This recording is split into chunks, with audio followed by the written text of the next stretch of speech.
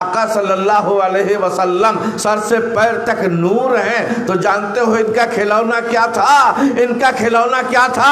اللہ کا تبارک و تعالی کہ حبیب و محبوب جب دائی حلیمہ ان کو دودھ پلانے کے لیے قبیلہ بنو سعد میں لے گئیں، سرکار کو جھولے میں لٹا دیا، سرکار کے ہاتھ پیر چل رہے ہل رہے، ساری عورتوں کے ساتھ گھر کے باہر دائی حلیمہ بیٹھی ہوئی۔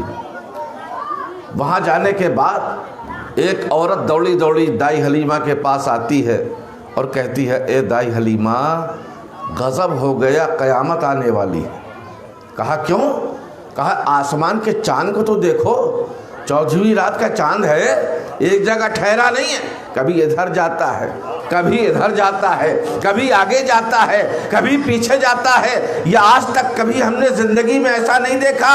کیا بات ہے؟ کیا قیامت آنے والی ہے؟ کیا آسمان کا چاند ٹوٹ کر نیچے گرنے والا ہے؟ حضرت دائی حلیمہ بھی بے قرار ہو گئی، پریشان ہو گئی، اپنی جان سے زیادہ فکر محمد کی جان کی ہے۔ سبحان اللہ سبحان اللہ۔ گھر کے دروازے سے عورتوں کو چھوڑ کر فوراً آئیں کہ کہیں ایسا نہ ہو کہ محمد رسول اللہ پر کوئی آفت آنے والی ہو، میں اپنے آپ کو پیش کر دوں اور آفت سے سرکار کو بچا لوں۔ دیکھتی کیا ہے کہ دائی حلیمہ گھبرا کر آئی تھی کہ یہ چاند ادھر ادھر کیوں ہو رہا ہے۔ خدا کی قسم، جیسے ہی دائی حلیمہ نے دیکھا کہ ہمارے آقا مولا صلی اللہ تعالی علیہ وسلم چاند سے کھیل رہے ہیں، سبحان اللہ، ہمارے آقا صلی اللہ تعالی علیہ وسلم چاند سے کھیل رہے ہیں، سرکار کا ہاتھ ادھر آتا ہے تو چاند ادھر آ جاتا ہے، سرکار کا ہاتھ ادھر آتا ہے تو چاند ادھر آ جاتا ہے۔ مجھے کہہ لینے دو کہ جو بشر ہوتا ہے اس کا کھلونا دنیا کا ہوتا ہے، اور جو نور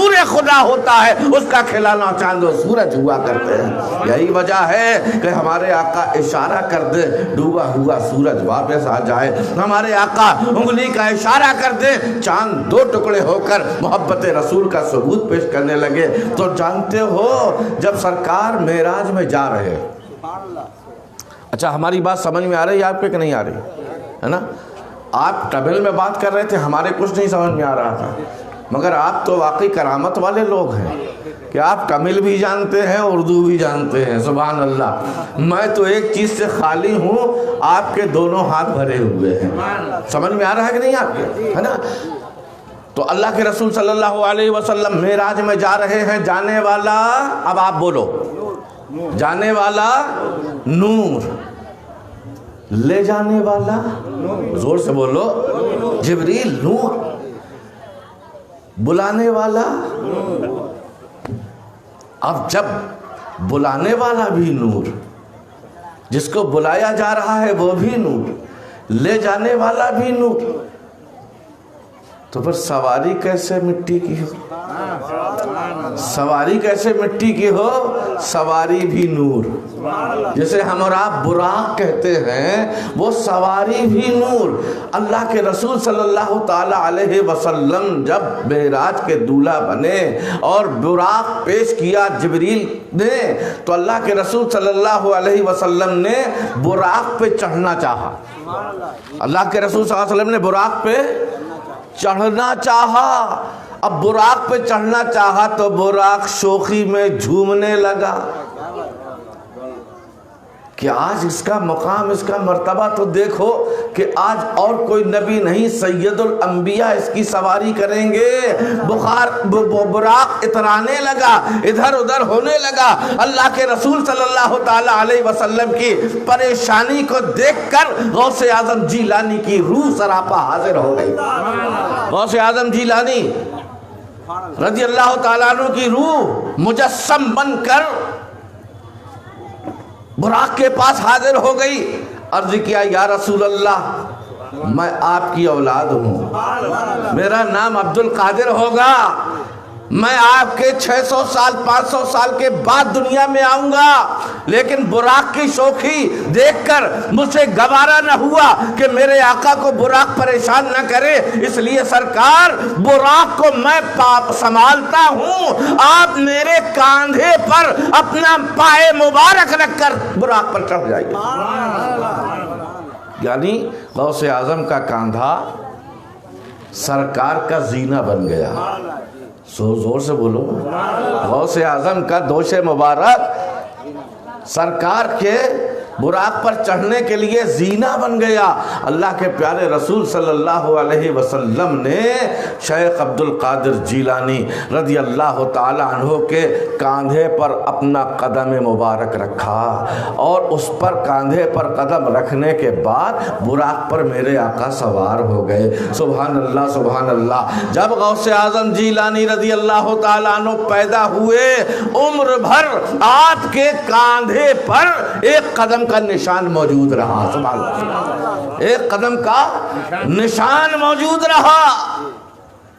اور اللہ تبارک و تعالیٰ نے اس کا اظہار بھی اس طریقے سے کروایا کہ ایک مرتبہ حضرت غوث اعظم جیلانی منبر پر جامع مسجد میں بغداد کی خطبہ دے رہے ہیں. اللہ کا حکم ہوا اے عبد القادر میں تمہیں حکم دے رہا ہوں اعلان کرو روئے زمین میں جتنے اولیاء اللہ ہیں ان کے کاندھوں پر تمہارا قدم ہے. تو غوث اعظم جیلانی نے وہاں سے اعلان کیا قدمی حاضی علی رقبت کل ولی اللہ کہ میرا یہ قدم روئے زمین کے تمام اولیاء اللہ کی گردنوں پر ہے. سبحان اللہ. یہ آپ نے سنا لیکن کبھی غور کیا آپ نے یہ مرتبہ غوث اعظم کو کیوں ملا؟ اس لیے کہ غوث اعظم نے نبی کے قدموں کو اپنے کاندھے پر رکھا. اس کا اعزاز یہ غوث اعظم کو کرامت یہ ملی کہ اللہ تبارک و تعالیٰ کے حکم سے غوث اعظم اعلان کر رہے ہیں کہ جب تک کوئی ولی غوث اعظم کے قدم کو اپنی گردن اپنے سر آنکھوں پر اپنے کاندھے پر نہ سمجھے وہ ولی ہی نہیں ہو سکتا. اللہ تبارک و تعالیٰ ہم کو اور آپ کو سب کو غوث اعظم کا مقام 11ویں کا مقام ان کی فاتحہ کا مقام اور میلاد النبی کی عظمتیں سمجھنے کی توفیق عطا فرمائے. اب دل و جان سے محنت کر کے جو مسلم لیگ والوں نے مجھے سب کے نام تو نہیں معلوم لیکن اللہ تعالیٰ ان کی بھی خدمتیں بارگاہ غوثیت میں بھی مقبول فرمائے اور بارگاہ نبوت میں بھی ان کو مقبول بنائے. اور پروردگار عالم جس نیک نیتی سے انہوں نے مدرسے کے بچوں کو اور غریبوں کو سب کو جو کھانا کھلایا ہے پروردگار عالم ان کی ساری خدمتوں کو قبول فرمائے اور نہ رہے کوئی خستہ دل غمگین. سب کی پوری مرادیں ہوں. آمین. صلاۃ والسلام پڑھا جائے گا. دعا کر لیجئے. اللہم صلی علی سیدنا و مولانا محمد وعلی آل سیدنا و مولانا محمد وبارک وسلم.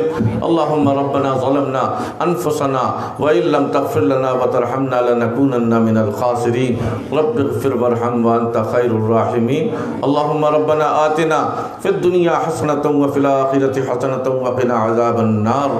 ربنا افرغ علینا صبرا وثبت اقدامنا وانصرنا علی القوم الکافرین. یا اللہ جو تیرے بندوں نے محبت والے بندوں نے عقیدت کے ساتھ خلوص کے ساتھ محبت کے ساتھ للہیت کے ساتھ جو اتنا بڑا جشن کا انعقاد کیا ہے غریبوں کو امیروں کو سب کو کھانا کھلایا ہے غوث اعظم جیلانی رضی اللہ تعالیٰ عنہ کے نام پر 11ویں شریف کی ہے.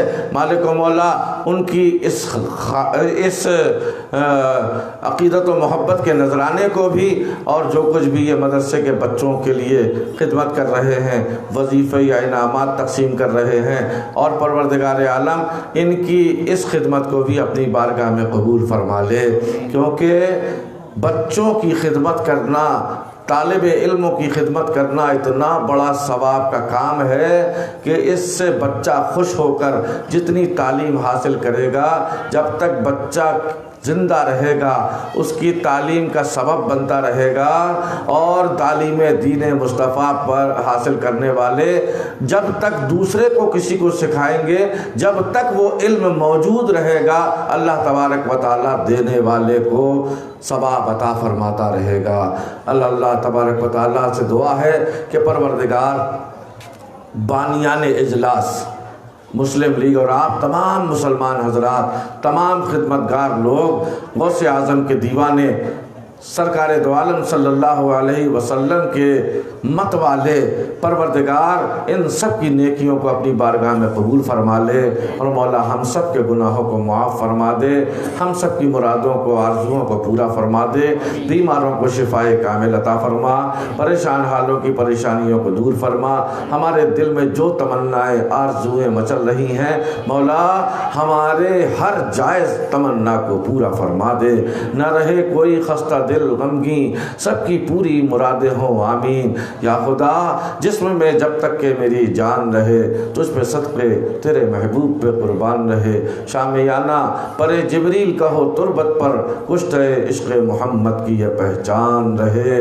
کچھ رہے یا نہ رہے پر یہ دعا ہے مولا نزع کے وقت سلامت میرا ایمان رہے۔ وصلی اللہ علی خیر خلقہ سیدنا و مولانا محمد وآلہ واصحابہ اجمعین برحمتک یا ارحم الراحمین بحق لا الہ الا اللہ۔ السلام علیکم۔